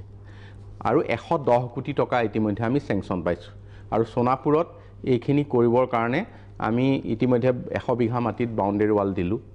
পানীৰ কাম তাত কৰিলোঁ লাইটৰ কাম কৰিলোঁ ৰাস্তাৰ কাম হৈ আছে আমি মূল গৃহটোৰ কাম ড্ৰয়িং এষ্টিমেট সকলো হ'ল এতিয়া আমি মূল গৃহটোৰ কাম আমি টেণ্ডাৰ দিব পৰা হ'লোঁ 110 কোটি টকাৰ গতিকে বিজ্ঞানৰ ক্ষেত্ৰত এই কাৰ্যকালত কোনো শক্তিৰ পৰা এই কামবোৰ বাধা পোৱা নাই শক্তি সোধাৰ কাৰণ আছে কাৰণ কিছুমানেতো এলান্ধকলীয়া চিন্তাৰ ফালেতো লৈ যাব খুজিছে কেইটা মানে শক্তিৰ দ্বাৰা নহয় ইয়াত কাম কৰিবলৈ যাওঁতে কিছু পলম হৈছে এই কাৰণে ক'ৰবাত মাটি হাইকোৰ্টত কেছ লাগি গৈছে কেছটো যাওঁতে আমাৰ 6 মাহ বছৰেক গৈছে এনেকুৱা কথাত আমি কামটো যিমান গতিশীল কৰিব লগা হৈছে কিন্তু এতিয়া বহুত ঠাইত এইবিলাক সমস্যা সমাধান আপোনালোকৰ যোৱা বছৰ আমি এই কথাটো এটা কৈ থ'ব লাগিব যিটো আপুনি অন্ধবিশ্বাসৰ কথা ক'লে বিশেষকৈ আমাৰ যিটো ঘটনা কাৰ্বি আংলঙত হ'ল তাৰ হোৱাৰ পিছত আমাৰ বিভাগে সেইদিনাখন তৎকালেই সন্ধিয়া 5টা বজাত মুখ্যমন্ত্ৰীয়ে আমাৰ যিকেইটা বিভাগ মাতিলে মতাৰ পিছত মানে ছ'চিয়েল ৱেলফেয়াৰ মাতিলে ছায়েন্স এণ্ড টেকন'লজি মাতিলে আৰু এনেকৈ মাতি আনি পেলাই তেখেতে ক'লে যে এইটো অন্ধবিশ্বাসৰ বিৰুদ্ধে এটা প্ৰচাৰ আৰম্ভ হ'ব লাগে তেতিয়া আমাৰ ছায়েন্স এণ্ড টেকন'লজি বিভাগৰ এষ্ট্ৰেক যিটো আমাৰ মানে হেৰি অনুষ্ঠান তেওঁলোকক আমি দায়িত্ব দিলোঁ আৰু এতিয়া আমি এই গাঁওবিলাকত এনেকুৱা ধৰণত অন্ধবিশ্বাসৰ বিৰুদ্ধে যিখিনি এটা সজাগতা আমি আৰম্ভ কৰিছোঁ ভালেকেইখন বিৰুবালা ভাগ আপোনালোকে আলোচনা হৈছে নেকি হৈছে ভালেকেইখন ঠাইত হৈছে আৰু অতি আপোনাৰ সন্তোষৰ কথা যে এই দুইগৰাকী যুৱকৰ পিতৃয়ে ইয়াত পোনপটীয়াভাৱে সহযোগ কৰিছে যে আমি সংস্কাৰ কৰিবলৈ আমি আত্মনিয়োগ কৰিম আচ্ছা কিছুমান কথা অলপ মানুহৰ মাজত নুবুজাৰ ধৰণৰ হৈছে ধৰক আপোনালোকে যোৱা বছৰ নমামি ব্ৰহ্মপুত্ৰ নমামি বৰাক গোটেই চাৰিওফালে হুলস্থুল কৰিলে বিজ্ঞাপন দিলে বহুত সমালোচনাও হ'ল তাৰপিছত আমি আকৌ দেখিলোঁ যে নমামি ব্ৰহ্মপুত্ৰ পাতি থাকোঁতে লগে লগে বৰষুণ আহিলে গোটেইবোৰ ভাঙি লৈ গুচি গ'ল মানুহে ক'লে যে সংহাৰী ৰূপ ল'লে এইবাৰ নামনি উৎসৱো নাই নমামি উৎসৱ নাই প্ৰলয়ংকাৰী বানো এতিয়ালৈকে নাই গতিকে আপোনালোকৰ চৰকাৰখনে আপুনি ইমান চেষ্টা কৰিছে আপোনাৰ মই উদ্দেশ্য বা হেৰিয়াত লক্ষ্যত কোনো সন্দেহ কৰা নাই কিন্তু ধৰ্ম যিটো কথা ধৰ্ম ব্যক্তিগত হৈ থকা নাই চৰকাৰে যিধৰণে ধৰ্মক আগুৱাই নি আছে এটা ব্যক্তিগত বিশ্বাসক সেই কথাটো আপুনি কিবা এটা ক'ব লাগিব এতিয়া মই কথাটো আৰু বিজেপিটো নাই নহয় মই এইটো চৰকাৰ মিত্ৰজোঁটৰ চৰকাৰ তাৰ মাজত মোৰ কথাখিনি মই কেতিয়াও যি ক'ব লাগে মই স্পষ্টভাৱে ক'ব পাৰোঁ বা কৈ গৈ আছোঁ তাত আমাৰ কোনো কথা নাই মুখ্যমন্ত্ৰীৰ উদ্দেশ্যটো প্ৰথম আছিল যে ব্ৰহ্মপুত্ৰ আৰু বৰাক এই যিটো সভ্যতা ব্ৰহ্মপুত্ৰ উপত্যকাৰ যিটো সভ্যতা এই সভ্যতাটো ব্ৰহ্মপুত্ৰ নদীখন লৈ হৈছে গতিকে আমি ব্ৰহ্মপুত্ৰ নদীক যেতিয়ালৈকে আমি মানুহৰ উপকাৰৰ কাৰণে লগাব নোৱাৰোঁ তেতিয়ালৈকে আমি ইয়াত আমি ব্ৰহ্মপুত্ৰক সঠিকভাৱে ব্যৱহাৰ কৰিব নোৱাৰিম মোক হেৰি বুজিলোঁ ব্ৰহ্মপুত্ৰক আন্তৰ্জাতিকভাৱে প্ৰচাৰ কৰি কি হ'ল কিবা হ'ল নেকি মই লগত বাকীখিনিও কৈ আছোঁ কথা আপুনি অলপ একদম চমুকে কৈছোঁ আৰু বাকীখিনিও কৈছোঁ এইটো আছিল একে মূল উদ্দেশ্য কিন্তু তাত যিখিনি বাকী কথা সংযোগ হ'ল যিটো আপুনি কৈছে তাত মানুহে ভাবিলে পূজাৰী আনিলে বাহিৰৰ পৰা হয় তাত ব্ৰহ্মপুত্ৰ পূজা কৰাটো কোনো কেতিয়াও বিচৰা নালাগে বৰাকত ইতিমধ্যে খণ্ডন আৰম্ভ হ'ল এইবাৰ ভালকৈ আৰম্ভ হৈছে দেই আৰু মানে বৰাকত ব্ৰহ্মপুত্ৰতো হ'ব এই অন্তৰ্নিহিত কথাখিনি ঢাক খাই গ'ল আৰু এই আপুনি কোৱা যিখিনি অন্যান্য ধৰ্মীয় কথা সেইখিনি কথাই বেছি প্ৰচাৰ পাব অন্তৰ্নিহিত কাৰণটো তাতে প্ৰতিফলিত হৈছিল নীতিন গাডকাৰী ডাঙৰীয়া আহি MOU যিখন হৈছিল সেই নমামি ব্ৰহ্মপুত্ৰতে হৈছিল কিন্তু সেই কথাটো ইমান নহ'ল আৰু কিন্তু ইটো যিধৰণে কৰা হ'ল ইটো বেছি অগ্ৰাধিকাৰ পালে আমি এগ্ৰিমেণ্টৰ কথা কৈছোঁ আৰু এই ধৰণৰ কথাবোৰ ওলাইছে কিন্তু আপোনালোকে যিখন এগ্ৰিমেণ্টৰ কথা ক'লে এইবোৰ ওলাইছে কাগজত নোলোৱা নহয় প্ৰচাৰ হৈছে কিন্তু তেওঁলোকে ডে টু ডে যিবোৰ কাম কৰি আছে সেইবোৰতো আজি বিজ্ঞান মন্ত্ৰী হিচাপে বিজ্ঞানৰ দায়িত্বত থকা মন্ত্ৰী হিচাপে আপুনি কেনেকৈ সমৰ্থন কৰিব এইবিলাকতো কৰাৰ প্ৰশ্ন নাই তেতিয়া মানুহে অন্য ধৰণে ল'ব নহয় তেতিয়া আপুনি এইফালে বিজ্ঞানৰ সজাগতা পাতিব দিব আৰু এইফালে আপুনি ব্ৰহ্মপুত্ৰ পূজা কৰা ভাৰতীয় পৰম্পৰাবিলাক পৰস্পৰবিৰোধী কথা চলাই আনিছে নহয় এইবোৰ কথাটো পৰিৱৰ্তনৰ কাৰণে আমি চেষ্টাও কৰিব লাগিব সেইটো গুৱাহাটী নিকটৱৰ্তী বঙৰাত নেকি এটা বিশাল পৰিকল্পনা কৰা হৈছে বৈদ্যুতিক সামগ্ৰী বহুত প্ৰস্তুত কৰাকে ধৰি আৰু বহুত কিবা কিবি তাত চলিছে আপুনি এইটোলৈ কিমান আশাবাদী এই প্ৰকল্পটো আমি এতিয়া 300 বিঘা মাটি তাত আমাৰ হাতত আছে আৰু 300 বিঘা মাটি আমি উপায়ুক্তক একুৱাৰ কৰিবলৈ দিছোঁ ইয়াত এতিয়া আমি এইটো টেক চিটি নামেৰে এখন প্ৰযুক্তিৰ নগৰ হিচাপে আমি আৰম্ভ কৰিবলৈ বিচাৰিছোঁ আৰু এই কথাটো আমি এটা সুযোগ পালোঁ খুব ক্ষিপ্ৰতাৰে আগবাঢ়িবলৈ সেইটোত আমাৰ যিখিনি এই এডভান্টেজ আছামৰ সময়ত আমি মোকো কেইখনমান দেশৰ দায়িত্ব দিছিল আপুনি গৈছিলে হয় কানাডা বা নিউয়ৰ্ক লণ্ডন এনেকৈ আৰু দেশৰ ভিতৰতো কেইবাখন হেৰিলৈ গৈছিলোঁ তাত আমি কিছুমান ইনভেষ্টৰ আমি সেই সুযোগত আনিবলৈ সুবিধা হৈছিল বা তেওঁলোকৰ লগত এমঅইউ হৈছিল এমঅইউ হোৱা সকলোবিলাক পিছত সন্মত হোৱা নাই কিন্তু এটা কথা শুনি সুখ পাব যে ইয়াত আমাৰ সেই সময়ৰ পিছত আগত দুই এটা ইণ্ডাষ্ট্ৰি হৈছে তাৰ পিছত আমাৰ কেঞ্চাৰ ইনষ্টিটিউটৰ ক্ষেত্ৰত কিছু আগবাঢ়িল সেইখিনি কৰিলে তাৰ পিছতে ইণ্ডাষ্ট্ৰিৰ ক্ষেত্ৰত দুটা ইণ্ডাষ্ট্ৰি আমি সিদিনা আধাৰশিলা স্থাপন কৰিলোঁ এটা হৈছে LED বাল্বৰ এটা হৈছে স্মাৰ্ট মিটাৰৰ আৰু তেওঁলোকে আমি টাৰ্গেট দিছোঁ 6 মাহৰ ভিতৰত উৎপাদন আৰম্ভ কৰিব লাগিব ইয়াত আমাৰ এমপ্লয়মেণ্ট হ'ব লাগিব আৰু এইখিনি কথা তেওঁলোকে দায়িত্ব লৈছে এইটো বাৰু ঠিক আছে কিন্তু আমাৰ থকা উদ্যোগবিলাকৰ কি কৰা হ'ব টনকিয়ালবিলাকতো মৰি গৈছে এইটোতো সন্মানীয় উদ্যোগ মন্ত্ৰীয়ে বেছিকৈ জানিব উদ্যোগ মন্ত্ৰীয়ে খুব কমেই সঁচা কথা কয় কিন্তু আপোনাৰতো সমন্বয় এটা থাকিব লাগিব নাই মোৰ মানে যিখিনি কেবিনেট মন্ত্ৰী আপুনি মানে মোৰতো কালেক্টিভ ৰেছপনচিবিলিটি আছে মই সেইটো মই কেতিয়াও ডিনাই নকৰোঁ গতিকে উদ্যোগ এতিয়া যিটো মানে বালিপাৰাত হৈছে সেইখিনি যথেষ্টখিনি উদ্যোগ হৈছে আৰু তেখেতসকলৰ মতে প্ৰায় 2000 কোটি ইনভেষ্টমেণ্টৰ কাৰণে ইতিমধ্যে তাৰপিছৰ পৰা মানে প্ৰেক্টিকেলি প্ৰচেছ হৈছে আমাৰ এইটোৰ পিছত আৰু এতিয়া যিখিনি উদ্যোগ যিমানবোৰ ঘোষণা কৰিলে হয় তাৰ তুলনাততো আমি দেখুৱাই দিব পাৰোঁ তথ্য দি পেলাই যে একো কাম হোৱা নাই কিন্তু প্ৰতিদিনেই হৈছে কিন্তু কিছু আগবাঢ়িছে মানে উদ্যোগ বন্ধও হৈছে ক্ষুদ্ৰ উদ্যোগ বন্ধ হৈছে হয় বৃহৎ উদ্যোগ বন্ধ হৈছে সেইখিনি ক্ষেত্ৰত হৈছে কিন্তু এটা কথা আগতে ইণ্ডাষ্ট্ৰিয়েল পলিচি বা আমাৰ IT পলিচি বা বায়'টেক পলিচি বা অন্য পলিচিবিলাক নাছিল কিন্তু এইবাৰ এটা কথা আৰম্ভ হৈছে যে কোনোবা এজন ইনভেষ্টৰ আহিলে কিবা এটা তেওঁ গাইডলাইন আছে এই পলিচি মতে তেওঁ ইমান টকা সাবসিডি পাব এইটো বিভাগলৈ গ'ল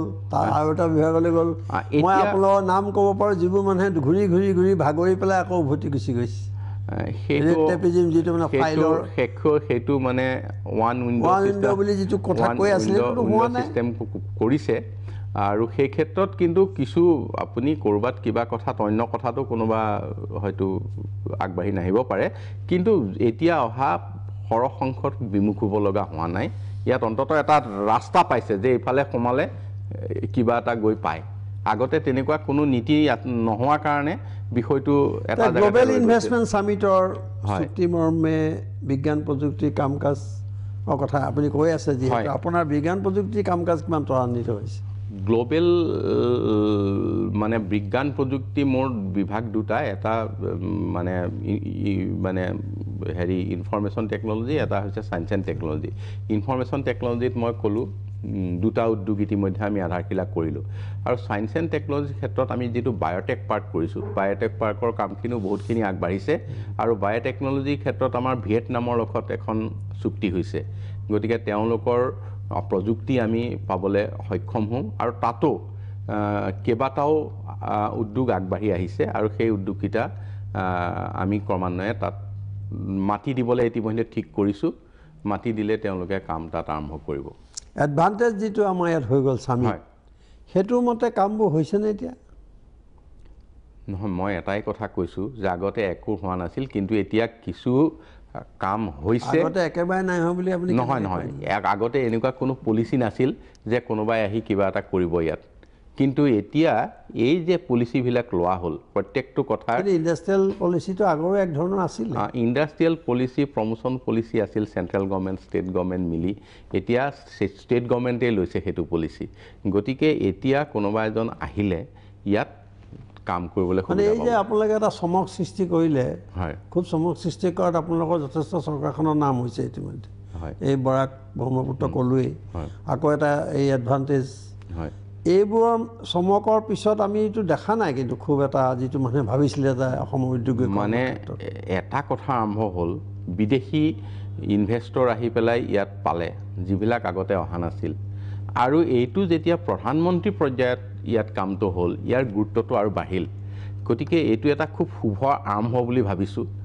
এই শুভ আৰম্ভটোৱে আমাক নিশ্চয় মানে ব্যক্তিগত খণ্ডলৈকেতো সকলো গৈ আছে অসম গণ পৰিষদেতো ইয়াৰ বিৰোধিতা কৰে এতিয়া এফালৰ পৰা গেলেকী নামৰূপ এতিয়া বন্ধ গোটেই চাৰিওফালে ONGC অইল এইবোৰতো চব ব্যক্তিগত খণ্ডৰ হাতলৈ যাওঁ নহয় আজি অইল ফিল্ড বহুতবিলাকক ONGC বা অইলৰ আণ্ডাৰত থকা তেওঁলোকে ব্যক্তিগত খণ্ডটোক তাক অপাৰেশ্যন কৰিবলৈ দিছে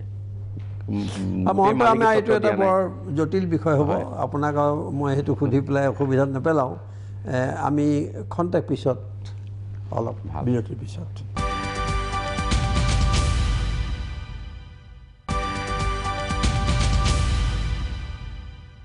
আপুনি লাইব্ৰেৰী আৰু আৰ্কিঅলজিৰ দায়িত্বটো আছে এই বিভাগ দুটাৰ আপোনাক সুধিছোঁ যে পুৰাতাত্ত্বিক দিশৰ পৰা যিবোৰ গুৰুত্বপূৰ্ণ সমলসমূহ জহি খহি যাবলৈ ধৰিছে এটা বৰ উদ্বেগজনক কথা বহুত আছে তেনেকুৱা উদাহৰণ মই দিব খোজা নাই কিন্তু আপুনি ইতিমধ্যে দায়িত্ব লৈছে বোধকৰো অলপতে প্ৰায় দুমাহে হোৱা নাই এই বিষয়টো আপুনি কেনেধৰণে গ্ৰহণ কৰিছে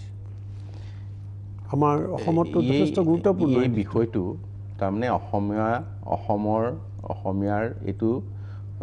জাতীয় পৰিচয় এইবিলাক আৰু এই কথাটো মই আন এটা সুযোগ আমাৰ হাতত আছে এই কথাটো মই কৈ যাব বিচাৰিছোঁ অসম চুক্তিৰ 6 নং দফা অনুযায়ী আমি অসমৰ ঐতিহ্য ভাষিক সাংস্কৃতিক এই সকলো সুৰক্ষিত কৰিব লাগে এই সুৰক্ষিত কৰাৰ ক্ষেত্ৰত আমি সেই কথাখিনিত আমি কেন্দ্ৰীয় চৰকাৰৰ পৰাও অসম চুক্তিৰ ক্ষেত্ৰত মানে সহায় আমি দাবী কৰিব পাৰোঁ বা প্ৰস্তাৱ দিব পাৰোঁ সেই অৱস্থাত কিন্তু এই কথাখিনি ইমান দিন সেই ধৰণে আগৰ চৰকাৰৰ দিনত আগবাঢ়ি যোৱা নাছিলে এতিয়া আমি দায়িত্ব লোৱাৰ পিছত আপুনি তেওঁলোকৰ যিসকলে বিষয়টো জানে হয় আগৰ সঞ্চালক আছে ৰবীন্দ্ৰ হয় হয় মই তেখেতসকলৰ লগত কথা মই পাতিছোঁ তেখেতসকলৰ বিশেষজ্ঞৰ লগত বিভাগটোৰ লগতো পাতিছোঁ আৰু মই ইয়াত জড়িত ইতিমধ্যে যিখিনি জনগোষ্ঠীৰ আপুনি যদি সিফালৰ পৰা চাই খুব দৰকাৰী মুখ আছিলে প্ৰশ্নটো সিফালৰ পৰা যদি চাই আমাৰ তিনিচুকীয়াখন ডিব্ৰুগড় মিলি মৰাণসকলৰ ৰজা সেইবিলাক সৰ্বানন্দ সিংহ আছিলে তেখেতৰ দিনৰ যথেষ্ট ঐতিহ্য আছে মই তেখেতসকলৰ ছাত্ৰ সন্থাৰ লগত কথা হৈছোঁ তেখেতসকলৰ যিখিনি ঐতিহ্য এই ঐতিহ্যখিনি সংৰক্ষণ কৰিবৰ কাৰণে তেখেতসকলৰ লগত মই নিজে সকলো জাগা গৈ চাইছোঁ তেখেতসকলৰ প্ৰস্তাৱ আমি ল'লোঁ লোৱাৰ পিছত তেখেতসকলে ক'লে যে আমাক এমাহৰ ভিতৰত এইখিনি প্ৰতিশ্ৰুতি লাগে সেইদিনা মাননীয় মুখ্যমন্ত্ৰী ডাঙৰীয়াও তিনিচুকীয়াত উপস্থিত হৈ তেখেতসকলৰ লগত কথা পাতিছিলে আৰু আমি আহি আৰু মাননীয় মুখ্যমন্ত্ৰীয়েও ইয়াত হস্তক্ষেপ কৰিছে আৰু আমি 10 দিনৰ ভিতৰত কেবিনেটৰ সিদ্ধান্ত লৈছোঁ আজি তেওঁলোকৰ যিখিনি নটিফিকেশ্যন হৈছে আজি তেওঁলোকৰ হাতত মই আনুষ্ঠানিকভাৱে নাই আজি এই যিখিনি নটিফিকেশ্যন হ'ল এইকেইদিনৰ ভিতৰত মানে এই যোৱা এমাহৰ ভিতৰত সেইখিনি আজি আনুষ্ঠানিকভাৱে তেখেতসকলৰ সম্পদখিনি যে চৰকাৰে লৈছে এইটো খুব ভাল কথা আনুষ্ঠানিকভাৱে দিম আৰু চুতীয়া ছাত্ৰ সন্থাৰ সদৌ অসম চুতীয়া ছাত্ৰ সন্থাৰ লগত ইতিমধ্যে গোটেইখিনি আলোচনা হৈছে মুখ্যমন্ত্ৰী ডাঙৰীয়াই আলোচনা কৰিছে আৰু চুতীয়া ছাত্ৰ সন্থাৰ লগত আমাৰ এটা জইণ্ট ভিজিট আছে এতিয়া আমি তেখেতসকলৰ ঐতিহ্যখিনিৰ কাৰণে যাম টাই আহোম ছাত্ৰ সন্থা টাই আহোম যুৱ ছাত্ৰ পৰিষদ ঠিক তেনেধৰণে তেখেতসকলৰ বিশেষজ্ঞৰ লগত আলোচনা হৈছে মই 15 আগষ্টৰ দিনা বিশেষকৈ মই পতাকা উত্তোলন কৰিবলৈ যোৱাৰ পিছত 14-15 আগষ্টত মই চৰাইদেউ আৰু শিৱসাগৰৰ এই কামখিনি চাইছিলোঁ আৰু তাত আমি 16 আগষ্টৰ দিনাই আপুনি শুনি ভাল পাব 595 বিঘা মাটি শিৱসাগৰত আমি আৰ্কিঅলজি বিভাগে এইটো খুব ভাল কথা মনত আমবাৰী যিটো পুৰাতাত্ত্বিক থলী তাতে ভালদৰে কাম হোৱা নাই হয় আৰু তলাতল ঘৰৰ অৱস্থা কাৰেংঘৰৰ অৱস্থা পুতৌ লগা হয় গতিকে চৰাইদেউৰ মৈদাম খান্দি লণ্ডভণ্ড কৰিছে দুষ্কৃতিকাৰীয়ে আৰু আমাৰ এই গোটেই কথাবিলাক পৰ্যটকৰ আকৰ্ষণৰ কাৰণে কিমান গুৰুত্বপূৰ্ণ আছিল কিন্তু সেইমতেতো হোৱা নাই একো এতিয়া বৰং আকৰ্ষণবোৰ কমিহে আহিছে এই কথাটো কি ভাবিছে আপুনি তাৰ মানে এটা কথা ক'ব লাগিব যেহেতু অসম চুক্তিত তেনেকুৱা ধৰণৰ এটা দৃষ্টিভংগীয়ে কৰা হৈছে আমাৰ ইয়াত আমি দুটা বিভাগে এই কামবিলাক চাই আছোঁ এটা হৈছে আৰ্কিঅলজিকেল ছাৰ্ভে অফ ইণ্ডিয়া তেওঁলোকে কাৰেংঘৰ মানে তাৰপিছতে তলাতল ঘৰ চৰাইদেউৰ কিছু মৈদাম এনেকৈ কিছু তেওঁলোকে ডাঙৰ যিবিলাক আছে তেওঁলোকে সেইখিনি সংৰক্ষণৰ দায়িত্ব লৈছে আৰু আমাৰ ষ্টেট আৰ্কিঅলজি বিভাগেও এই কিছুৰ দায়িত্ব লৈছে কিছু বস্তু এতিয়াও কাৰো দায়িত্বত নাই যিখিনি বস্তু নাই সেইখিনি বস্তু আমি সকলো আমি এতিয়া ষ্টেট আৰ্কলজি আনিব খুজিছে আনিবলৈ বিচাৰিছোঁ আৰু তাৰ কাৰণে আমি খুব জোৰদাৰকৈ এইখিনি কৰি তোলো কাৰণ বাহিৰৰ মানুহৰ কাৰণে এইবোৰ বৰ আৰু এইটো হৈছে অসমীয়া জাতিৰ এটা পৰিচয় এইখিনি থিয় হৈ আমাৰ ছয়গাঁও দেউলা লখিন্দৰ চান সদাগৰৰ এটা স্মৃতি আছে মই জানিব পাৰিছোঁ কিন্তু চাবলৈ যাব পৰা নাই তেনেকৈ আমি এই মদন কামদেৱৰ যিটো স্মৃতি সেইটোতো একদম আমাৰ ইয়াত বহু সপ্তম শতিকা মানৰ হ'ব গতিকে সেইবিলাক চাইছোঁ গতিকে তেনেকৈ যিখিনি কৰিব পৰা যায় আমি ক্ষিপ্ৰতাৰে কাম এইখিনি খুব জৰুৰী কথা আহিব লাগিব আপুনি আঞ্চলিকতাবাদৰ এগৰাকী গুৰুত্বপূৰ্ণ নেতা আপুনি কাৰ্যবাহী সভাপতি এতিয়া চাৰিওফালে হিন্দু নাগৰিকত্ব সংশোধনী বিধেয়ক লৈ হৈ লাগিছে আপোনালোকে এটা কঠোৰ স্থিতি লৈছে এই সংশোধনী তথাপিও মানুহৰ সমালোচনাৰ অন্ত নাই যে আপোনালোকে আঁতৰি আহিব লাগে আপোনালোকে নানান ধৰণৰ সমালোচনা হৈছে এতিয়া আপোনালোকৰ অলপমান দুই নাও দুই ভৰিৰ অৱস্থা হৈছে নেকি আমাৰ এফালে আঞ্চলিকতাবাদ এফালে ৰাষ্ট্ৰবাদ নহয় আমাৰ দুই নাও দুই ভৰি হোৱা নাই এইকাৰণে আমি আঞ্চলিকতাবাদত অটল এইটোত আৰু কোনো আপোচ নাই এতিয়া আমি কেইবাখনো নাগৰিক সভা আমি অনুষ্ঠিত কৰিছিলোঁ গুৱাহাটীত আপুনি জানে যোৰহাটত জানে না আপুনি আছে সেইখনত আমি বিশেষজ্ঞসকলে যিখিনি চিন্তাবিদ তেখেতসকলে ক'লে যে আপোনালোকে এইটো নেভাবিব যে চৰকাৰৰ পৰা ওলাই আহি যুঁজখন দিলে আপোনালোক বেছি সফল হ'ব তেতিয়া তেখেতসকলৰ পৰামৰ্শ আছিল আপোনালোকে চৰকাৰত থাকি যুঁজ দিলে আপোনালোকে কেবিনেটৰ ভিতৰত যুঁজ দিব পাৰিব মিত্ৰজোঁটৰ মজিয়াখনত যুঁজ দিব পাৰিব আপোনালোকে পাৰ্লিয়ামেণ্টত নিজৰ সাংসদ নাই আপুনি বেলেগে কাৰোবাৰ ওচৰলৈ যাব পাৰিব আমি গৈছোঁ এতিয়া আমি মানে মহাৰাষ্ট্ৰলৈ গৈছোঁ তাৰ মানে যিটো উদ্ধৱ ঠাকৰেৰ পাৰ্টি তেনেকৈ আমাৰ এই নীতিশ কুমাৰৰ লগত মানে যোগাযোগ হৈছে সোনকালে আমি লগ পাম ঠিক তেনেধৰণে আমি বাহিৰৰ সংঘাত কৰিছোঁ শিৱসেনাক লগ পালোঁ উদ্ধৱ ঠাকৰে গতিকে এইখিনি কথা আমি এনেকৈ লৈ যাবলৈ বিচাৰিছোঁ বিশেষকৈ NDAত থকা বা NDAত নথকাও তেখেতসকলক আমি লগ কৰিব বিচাৰিছোঁ লগ পাইছোঁ বা কেইবাবাৰো আমি লগ পাইছোঁ জইণ্ট পাৰ্লিয়ামেণ্টাৰী কমিটিক পাইছোঁ পাৰ্লিয়ামেণ্টত লগ পাইছোঁ এতিয়া দল হিচাপে তেওঁলোকক আমি লগ পোৱা আৰম্ভ কৰিছোঁ যাতে সাংসদত এইখন আমি বাধা দিব পাৰোঁ আৰু তাৰ উপৰিও ৰাইজৰ লগত ৰাজপথত আমি চৰকাৰত থাকি সমানে খোজ দিছোঁ যাতে ৰাইজে এই কথাটোত আগবাঢ়ি যাব পাৰে কোনো সন্দেহ নাই মোৰ ব্যক্তিগতভাৱে ইয়াত আপোনালোকৰ সভাপতি অতুল বৰাই বহু সময়ত নিজৰ স্থিতি পৰিষ্কাৰ কৰিছে আপোনাৰ ওচৰতো দিছে কৰিছে কিন্তু মোৰ কথা হৈছে এইটো যে বহুতে বিচাৰিব পাৰে কিন্তু হয় আপুনি কোৱা কথাটোৰ যুক্তি আছে যে তাৰ ভিতৰত থাকিও আপোনালোকে এটা অনবৰতে এটা হেঁচা প্ৰয়োগ কৰি আছে আৰু এটা সুবিধাও হৈছে আপোনালোকে বিভিন্ন পৰ্যায়ত হয়তো মানুহক লগ পোৱাৰ সাধাৰণভাৱে এজন সদস্য যোৱা আৰু কেবিনেট মন্ত্ৰী হিচাপে যোৱাৰ মাজত নিশ্চয় পাৰ্থক্য আছে কিন্তু তথাপিও এটা বৰ গুৰুত্বপূৰ্ণ কথা যে ধৰক মই এই কথাটো এনেকৈ স্পষ্ট কৰিব খুজিছোঁ আপুনি আজি ক'ব লাগিব আপুনি এটা ডাঙৰ দায়িত্বত আছে যে আপোনালোকে 19ৰ নিৰ্বাচন আহিছে তাত মিত্ৰতাৰ কথা উঠিছে আৰু তেওঁলোকে যদি ইলেকশ্যনৰ আগতে এই বিধেয়কখন প্ৰত্যাহাৰ নকৰে তেতিয়াহ'লে আপোনালোকে মিত্ৰতাত নাথাকে বুলি আপোনালোকে ক'ব পৰা অৱস্থাত আছেনে নাই 19ৰ মিত্ৰতাৰ বিষয়টো এতিয়ালৈকে আমাৰ লগত কোনো আনুষ্ঠানিকভাৱে তেখেতসকলৰ লগত হোৱা নাই আমি 19ৰ নিৰ্বাচনটো কেনেধৰণে আগবাঢ়িম এই ক্ষেত্ৰত আমাৰো এখন অহা 31 তাৰিখে বৰ্ধিত কাৰ্যনিৰ্বাহী আমি খন্তেক পিছত এই বিষয়ে পাতিম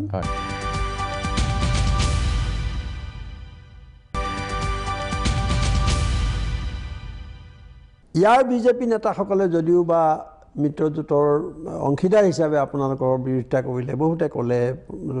পঞ্চায়ত নিৰ্বাচনত লোকসভা নিৰ্বাচনত অকলে যুঁজাৰ কথা ক'লে কিন্তু আপোনালোকৰ অমিত শ্বাহ বিজেপিৰ সভাপতিয়ে যেতিয়া ক'লে যে নহয় মিত্ৰতা অটুট থাকিব স্বাভাৱিকতে এটা সুকীয়া গুৰুত্ব আহি পৰিল কিন্তু তেওঁলোকে যেতিয়া মিত্ৰতাত গুৰুত্ব আৰোপ কৰিছে তেনেস্থলত অসম গণ পৰিষদে কিয় চৰ্ত আৰোপ কৰিব পৰা নাই এটা কথা আপোনাক কৈ থোৱা ভাল হ'ব ইয়াৰ বিজেপিৰ নেতৃত্বত থকা যিসকল ব্যক্তি তেখেতসকলৰ ববীয়াকে ৰাজহুৱা স্থানত মিত্ৰতা নহয় বুলি কৈছে। আমাক কোনো মিত্ৰজোঁটৰ মিটিং বা সভাত আপোনালোকৰ লগত মিত্ৰতা নহয় এই কথা আমি কোৱা নাই। তেখেতসকলে যেতিয়া কৈছে মিত্ৰতা নহয়, আমি এটা কথা চাওক, আগতেও সেইটো আছিল পঞ্চায়ত নিৰ্বাচনৰ সম্পৰ্কত। আগতেও বিজেপিৰ লগত আমাৰ এলায়েন্স হৈছিলে বিধানসভাত বা লোকসভাত, কিন্তু পঞ্চায়তবিলাকতো আগতেও আমাৰ মিত্ৰতা হোৱা নাই। আমাৰ কাৰণে সেই বিষয়টো ইমান গুৰুত্বৰ বিষয়ে নহয়, কাৰণ আমি কেতিয়াও পঞ্চায়তত তেখেতসকলৰ লগত মিত্ৰতা কৰাই নাই। এছেম্বলিত কৰিছোঁ, পাৰ্লিয়ামেণ্টত কৰিছোঁ, তাৰ মাজত হোৱা যিটো মানে পঞ্চায়ত নিৰ্বাচন আগৰ দিনসমূহত তেখেতসকলৰ লগততো হোৱা নাই। তেখেতসকলে কিয় বাৰে বাৰে সেই কথাটো ৰিপিট কৰি থাকে মই কথাটো ধৰিব পৰা নাই। বাৰে বাৰে সুধিব খুজিছোঁ, আপোনালোকৰ বিৰোধিতা আপোনালোকে সংসদত কৰিছে, বিভিন্ন ঠাইত কঠোৰ স্থিতি লৈছে, বাহিৰতো আপোনালোকে জনমত গঠন কৰিছে, এই বিষয়লৈ সন্দেহ নাই। কিন্তু আপোনালোকে নিৰ্বাচন আহিছে, মই আকৌ সুধিছোঁ, সেই নিৰ্বাচনত এফালে তেওঁলোকে বিলখন ৰাখি থ'লে আৰু এইফালে আকৌ আপোনালোকে সেই দলটোৰ লগত কেনেকৈ মিত্ৰতা কৰিব? এতিয়া হৈছে এই জটিল পৰিস্থিতিটোত আমি মিত্ৰতাৰ কথাটো যদি আমাৰ লগত তেখেতসকলে পাতে, এতিয়ালৈকে আমাৰ লগত নাই পতা। মিত্ৰতাৰ বিষয়টো মানে যিটো এজেণ্ডা লোকসভা, এনেই আমি মিত্ৰতা আছোঁ, চৰকাৰত আছোঁ, হৈ আছে, এইটো কথা বেলেগ। কিন্তু এইটো নিৰ্বাচন লৈ, পঞ্চায়ত নিৰ্বাচন লৈও আমাৰ মিত্ৰতাৰ কথা তেওঁলোকে পতা নাই। তেখেতসকলে মানে লোকসভা নিৰ্বাচনটো ক্ষেত্ৰতো মিত্ৰতাৰ কথা পতা নাই। তেখেতসকলে নিজে নিজে দিয়া কিছুমান ঘোষণা, তেখেতসকলে ঘোষণা দিছে পঞ্চায়তত নহয়, তেখেতসকলে ঘোষণা দিছে আমি মিত্ৰতাত থাকিম, আমাৰ ইয়াৰ পিছততো মিত্ৰতা থাকিব। এই কথাটো তেখেতসকলে দিয়া তেখেতসকলৰ সভাৰ ঘোষণা। আমাৰ লগত এতিয়া আনুষ্ঠানিকভাৱে আলোচনা হোৱা নাই। আনুষ্ঠানিক হ'লে আমি আমাৰ মেণ্ডেট ল'ব লাগিব। আমাৰ জেনেৰেল কাউন্সিলখনে হৈছে আমাৰ সুপ্ৰিম। গতিকে ইয়াৰ আগতে যেতিয়া আমি মিত্ৰতা কৰিছিলোঁ তেতিয়া আমি সাধাৰণ পৰিষদৰ সভাৰ সিদ্ধান্ত মতে কৰিছিলোঁ। এতিয়া আমি মিত্ৰতা কৰিব লাগিলে আমি মেণ্ডেট ল'ব লাগিব। কোনেও কৈ দিব নোৱাৰে, আমাৰ সভাপতি অতুল বৰুৱা ডাঙৰীয়াইও কৈছে বা আমিও কাৰ্যকৰী সভাপতি হিচাপে বা আমাৰ দলৰ কোনো নেতাই বা বিষয়ববীয়াই ক'ব নোৱাৰে যে আমি কি কৰিম। আপুনি নিজে এবাৰ ভাবকচোন যে নিৰ্বাচন হ'ল, আপোনালোকে সেই দলটোৰ লগত গৈ আছে ভোট বিচাৰি, অথচ তেওঁলোকে বিলখন প্ৰত্যাহাৰ কৰা নাই। ইমান এটা ডাঙৰ জনমত। আমাৰ প্ৰথম আৰু প্ৰাথমিক চৰ্ত হৈছে অসম চুক্তি ৰূপায়ণ। অসম চুক্তিক ব্যাঘাত জন্মাব পৰা কোনো কথাত আমি নকৰোঁ, আৰু এই বিলখনৰ ক্ষেত্ৰত এটা সংবিধান আহিব লাগিব। আমি মিত্ৰতা কৰিব হ'লে বিলৰ ক্ষেত্ৰত এটা সমাধান আহিব লাগিব। অসমৰ ৰাইজে জানিব খুজিছে। মিত্ৰতাৰ ক্ষেত্ৰত আগবাঢ়িব লগা হ'লে, এইটো মই লোকসভাৰ কথা কৈ আছোঁ, পঞ্চায়তত হোৱাৰ কথা নাই। আপোনালোকৰ এতিয়া 14খনত আপোনালোকে কিমান প্ৰাৰ্থী দিব? প্ৰায় ঠিক হৈছে নেকি প্ৰাৰ্থী? আমি ইতিমধ্যে আপোনাক কওঁ যে আমি কিছুদিনৰ আগতে ইতিমধ্যে আমি প্ৰতিটো আনডিভাইডেড ডিষ্ট্ৰিক্টৰ এটা আমাৰ জিলা পৰ্যায়ৰ যিখিনি এক্সাৰচাইজ কৰিব লাগে, যিখিনি আমাৰ মানে কৰ্মকৰ্তাৰ লগত আমি গোটেইখিনি বহি ঠিক কৰিছোঁ। এতিয়া আমি বিধানসভা সমষ্টিত আপুনি জানিব, আমি প্ৰতিটো দেওবাৰে 20টা বিধানসভা সমষ্টিত একেলগে আমাৰ 20জন নেতা 20 ঠাইলৈ গৈ কাম কৰিছে। প্ৰায় 80টা সমষ্টিত যোৱা 4টা দেওবাৰৰ ভিতৰত আমি এই কামখিনি আগবঢ়াইছোঁ। এতিয়া আমাৰ কথা হৈছে কি, পঞ্চায়ত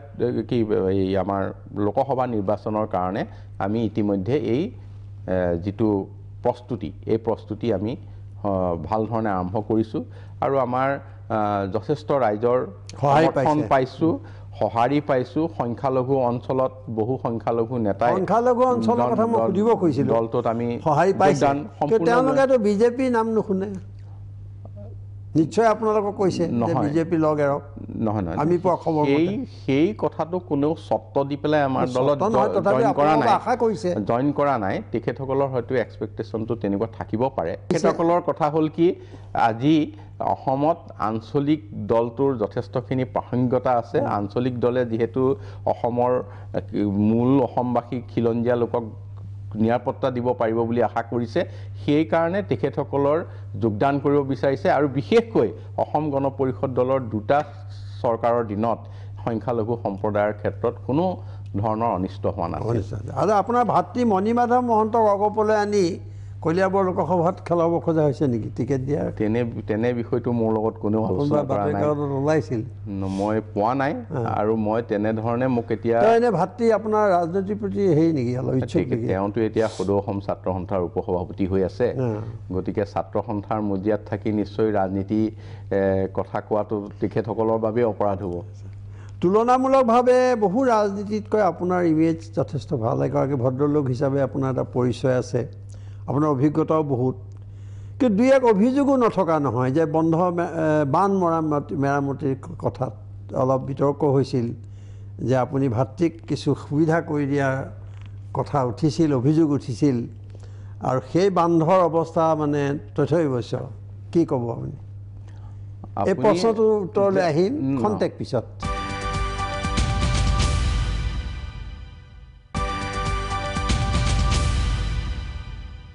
আপোনাৰ ভাতৃৰ কথা হয় এই বিষয়টো খুব বেলেগ ধৰণে সংবাদ মাধ্যমত ঠাই পাইছিলে যিটো মাথাউৰি আছিল সেই মাথাউৰিটোত আচলতে কোনো ধৰণৰ বিশেষ কাম কৰা নাছিল সেই মাথাউৰিটোত যিটো স্বাভাৱিকভাৱে সামান্য এটা পইচাৰে কিবা মানে চাফা কৰা বা এনেকুৱা কাম যিটো মাথাউৰিটোৰ মেৰামতি কৰা হোৱা নাছিল বা মেৰামতি কৰিবলৈ আঁচনিও নাছিল সেই বিষয়টো তেনেকুৱা তথাপিও দুজন কন্ট্ৰেক্টৰৰ নাম আছিল তাত এই যিটো ৰিপেয়াৰিং ফাণ্ডৰে এমএনআৰে সৰু কাম কৰে সেই দুইজন ঠিকাদাৰক মই মোৰ বিভাগত কাম কৰিবলৈ বন্ধ কৰি দিছোঁ সেইটো আমাৰ বহুতকৈ শাস্তি বেছি হৈছে হ'লেও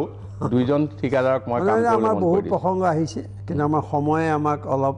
সতৰ্ক কৰি দি আছে গতিকে আমাৰ চমু উত্তৰ বিচাৰিম যে আপুনি কলিয়াবৰৰ পৰা লোকসভালৈ নিৰ্বাচিত হৈছিল দেশৰ ৰাজনীতিত আপুনি এটা বহুদিন এটা গুৰুত্বপূৰ্ণ ভূমিকা ল'লে কলিয়াবৰৰ পৰা যি কি আকৌ মন্ত্ৰী হ'ল বিধানসভাত বিধায়কো হ'ল অভিজ্ঞতাৰ বিষয়ে শুনাৰ ইচ্ছা আছিলে কিন্তু আপোনাক কোনটো ভাল লাগিছিল দিল্লীৰ ৰাজনীতি নে দিছপুৰৰ ৰাজনীতি দুইটাৰ সোৱাদটো বেলেগ দিল্লীৰ ৰাজনীতিয়ে দেশখনৰ পৰা আৰম্ভ কৰি বিশ্বখনৰ কথা লগত জড়িত হ'বলৈ সুবিধা পায় আৰু ইয়াত আনহাতে যদি ক'বলৈ যাওঁ মই একেবাৰে প্ৰতিঘৰ ব্যক্তিৰ তেখেতসকলৰ মানে সমস্যাৰ লগত জড়িত হ'বলৈ পায় গতিকে এইটো এই ক্ষেত্ৰত মানুহৰ মনৰ কথা মানুহৰ সমস্যাৰ কথাই বহুত ওচৰ চপাই লৈ যায়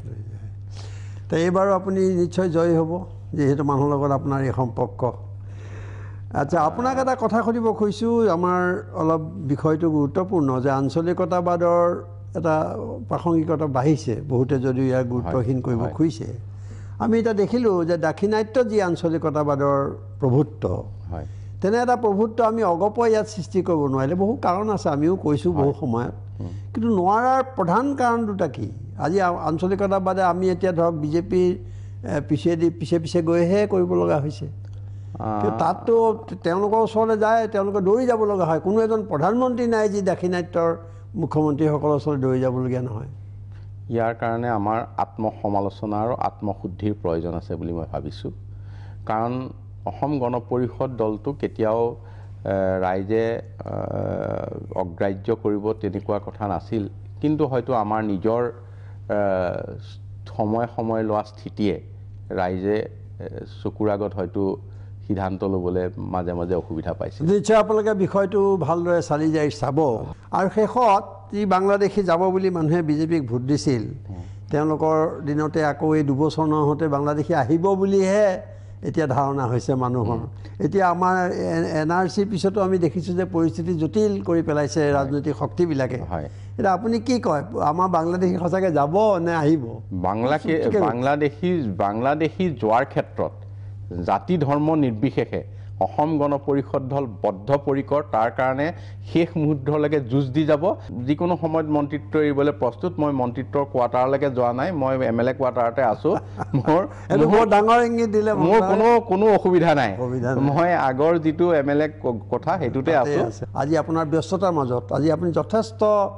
কষ্টৰে ইয়াত এই অনুষ্ঠানত উপস্থিত হৈছে তাৰ বাবে মই আপোনাক বিশেষ ধন্যবাদ জনাইছোঁ আকৌ লগ পোৱাৰ মোৰ ফালৰ পৰা বহুত বহুত ধন্যবাদ জনাইছোঁ যে আপুনি এই কথাখিনি মোৰ ৰাইজৰ আগলৈ আগবঢ়াই নিলে বহুত ধন্যবাদ